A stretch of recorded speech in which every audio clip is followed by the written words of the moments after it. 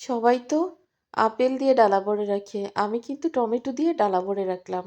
5টা আপেলের সমান একটা টমেটো। তো তাহলে বোঝেন আপেল কেন রাখতে হবে। তো সুন্দর করে আজকে লাউ দিয়ে ডিম দিয়ে রান্না করব। লাউটা কিন্তু একদম জালি, ছোট্ট একটা কচি লাউ ছিল।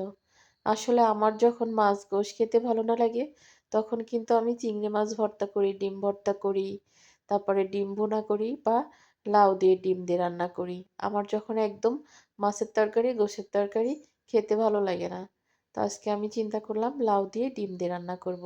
একদম ছোট্ট একটা জালি লাউ নিয়ে আসছি। লাউটা যে এত মিষ্টি, আর দেখতেই তো পারতেছেন একদম কিন্তু গলে গেছে।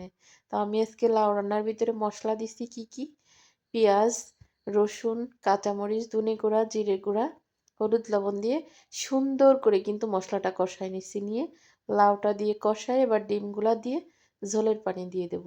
এখানে 5টা ডিম ভাজি করে নিচ্ছি।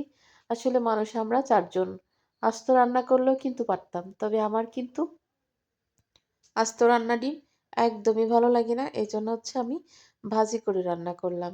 ভাজি করে ডিম রান্না করলে কিন্তু এত সুন্দর ঘ্রাণ বের হয়, আর ওই ডিমের তরকারি খেতে কিন্তু অনেক বেশি মজা হয়।